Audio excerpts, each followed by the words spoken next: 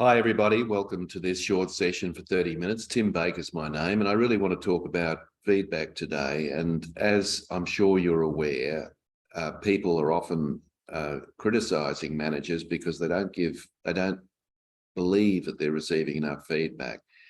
And I think that's probably true. And if you think about feedback, you can consider it two ways. There's positive feedback, and there's also constructive feedback. And what the surveys are showing us is that employees are not receiving enough of either of those types of feedback. So I want to talk a little bit this morning just around how you might go about doing that. Some of the things that you need to consider when you're giving feedback to your team members.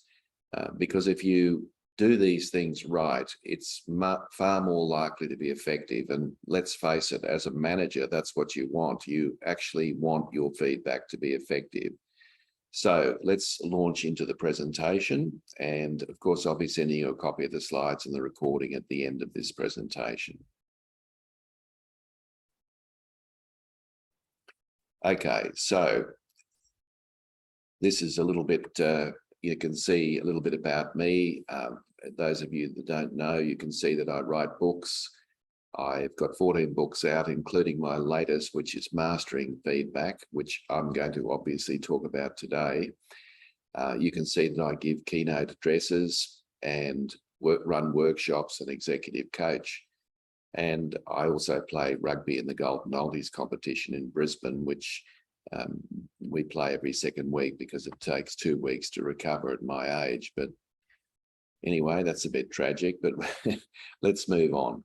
Now, one of the objections that people, not so much an objection, but one of the things that people ask about feedback, and it's a real concern for leaders, and that is, how do I minimize friction when giving constructive feedback?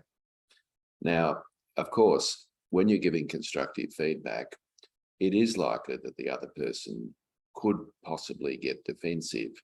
And the question is, how do you do this in such a way as to let people know exactly where they stand, but to do it in a way that's tactful, to do it in a way that's sensitive, but not to sugarcoat it, which I think is the problem. We're not quite sure where that line is.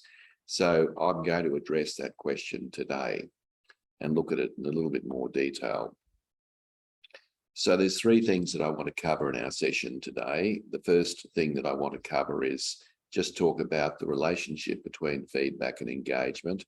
I want to talk about the ingredients of effective feedback, and I've got a special offer for you at the end of this short presentation. So let's get underway and have a look at the relationship between feedback and engagement.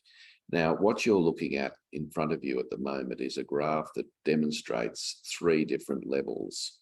So if you look at the top bar, you can see that, and of course there's blue and red. Now, blue is positive, or bluey green, I guess it is, and red is negative. So at the top bar, it says if people, and this is what the surveys show us, if people only ever receive positive feedback, so all you ever do is talk about positive things, what people are doing, and giving them encouraging feedback, then it's likely that you will have, all things being equal, of course, an engaged team. So really, if you want to get started on this, the best thing that I would advise you to do is to just find, 3 things that are going right each day, and to actually give positive feedback each day. Now, that would be a really good start in the right direction. And you basically don't leave work until you've given 3 positive bits of feedback. Now, it gets more interesting, because if you only ever give critical feedback, or what we might call constructive feedback, only ever, in other words, no positive feedback, only constructive feedback, you're still likely to have a fairly engaged team. Because ultimately, we human beings need to know where the line in the sand is. We want to know where it is. And so you will certainly you won't be criticized if you give positive feedback, and people may not like to receive the constructive feedback, but they will appreciate the fact that it's happening, because they'll feel a sense of psychological safety. Now, the interesting part of this graph is the last bar. Now, if you don't give any feedback at all, whether it's positive or negative, that will lead to disengaged employees. So the point here, of course, is any feedback is better than none. But if you want to start somewhere and perhaps start in an easy place, then I would suggest that you start on positive feedback, because that will contribute significantly to engaged employees. Now, here are some things to be mindful of when you're giving feedback. The first important ingredients of feedback is timing. I think it's critically important to give the feedback as soon after the event or the critical incident as possible. The longer you wait, the less effective it'll be. So, for example, people, when they give performance reviews, what they'll do is they'll wait 6 months or 8 months or whatever it is, and then talk about something that happened a long time ago. And of course, what happens is the team members sitting there and thinking to themselves, well, if that was really important, you would have given that feedback to me 8 months ago. The second key ingredient is that people need to be very specific about the feedback and no generalizations. You should be talking about the behavior, not the person. So what I suggest you do is you think very carefully about how you will give that feedback. And if you do that, you're likely not to make a mistake, because the first words that come out of your mouth are critically important when you're giving feedback, particularly when it's constructive feedback. So don't generalize. Localize it to a specific incident and talk about it in behavioral terms. Don't talk about it in terms of the person. So, for example, if someone's late to work, mention that they were late to work this morning.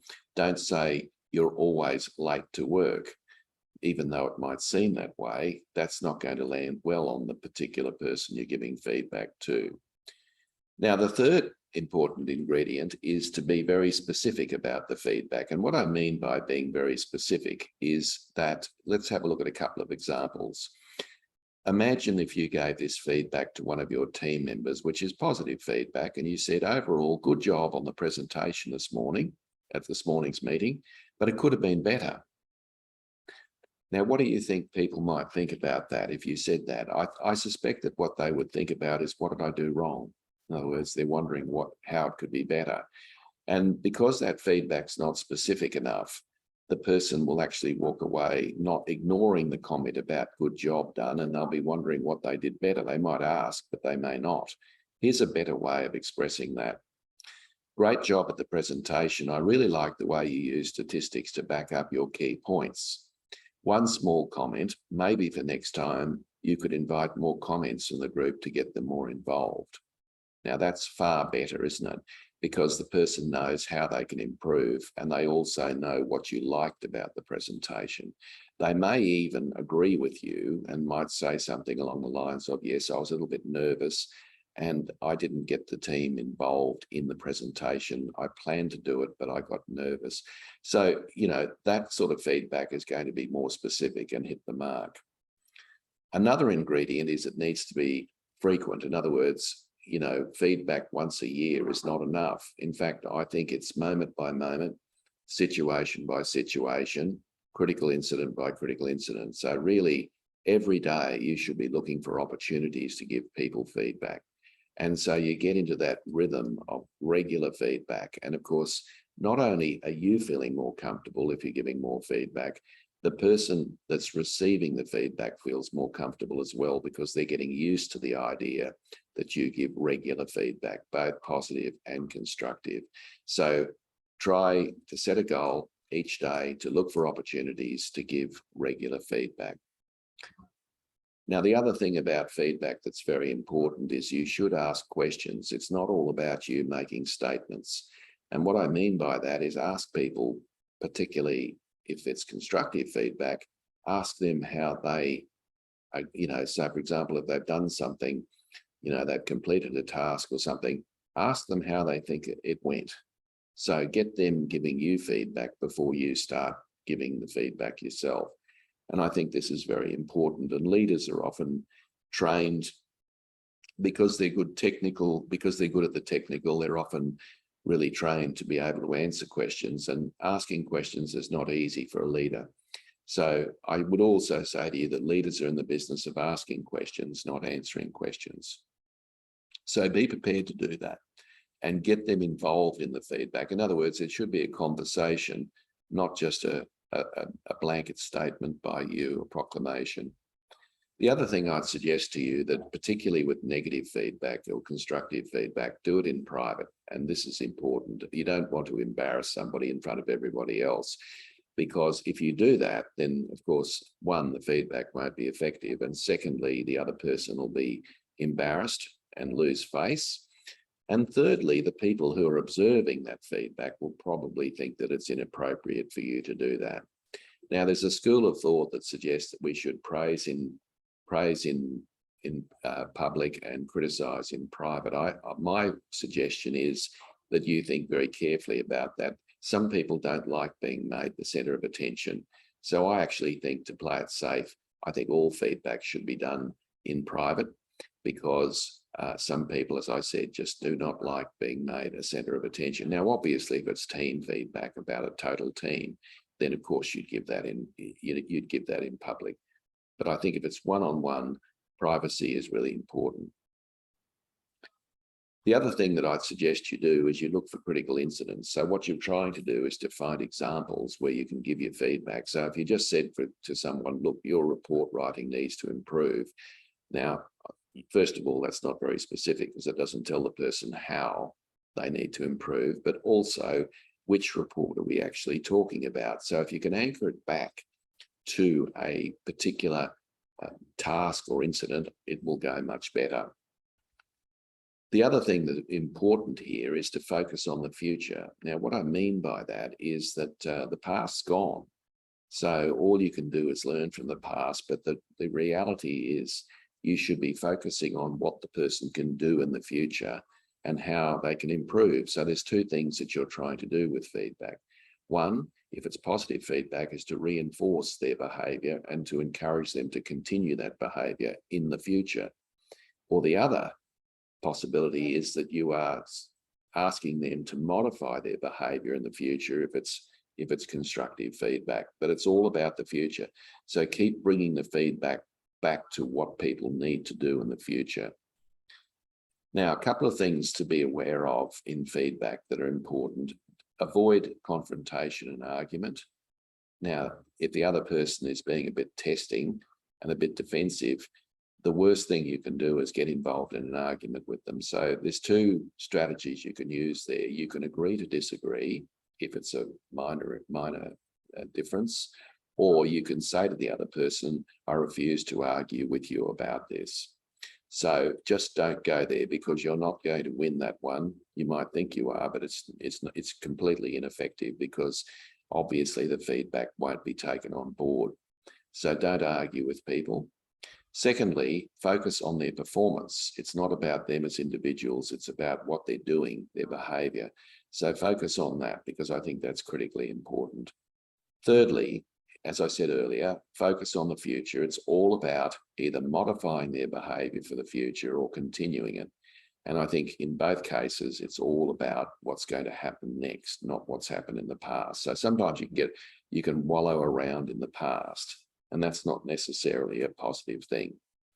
Thirdly, it's a good idea to focus on strengths as well. So, the very least you could say to somebody when you're giving them constructive feedback is, at the end of the feedback, you could say, look, I'm confident that we can rectify this. I'm confident that you can do it better, or, do whatever you need to do to fix what we've been talking about. Because obviously, if you didn't think that, then why would you be giving the feedback in the first place? So that's just a bit more positive.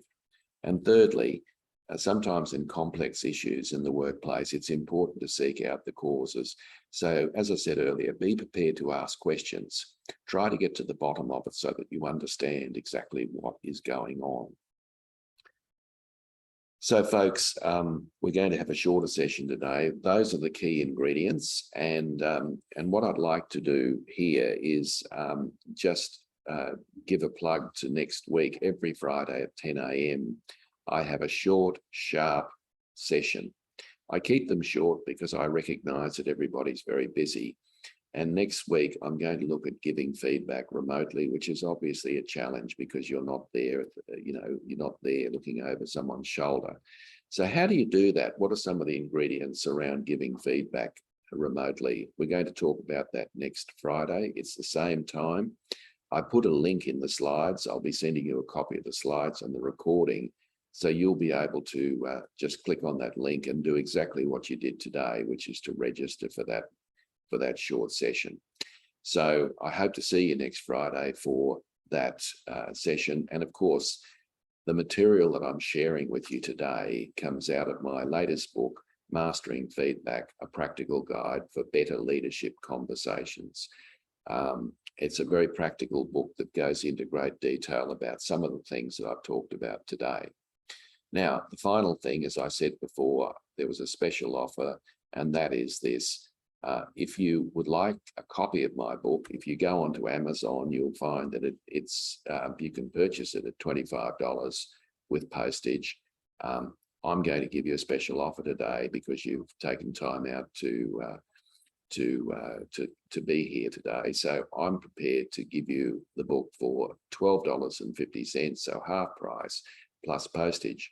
Now, if you'd like to take advantage of that, all you've got to do is send me an email by the close of business today and just let me know that you'd like a copy of the book, and I will send a copy out to you. Obviously, I'll sign it for you and you'll get it at half price. So take advantage of that offer while it lasts, and I'm sure you'll be better equipped to giving feedback at different points.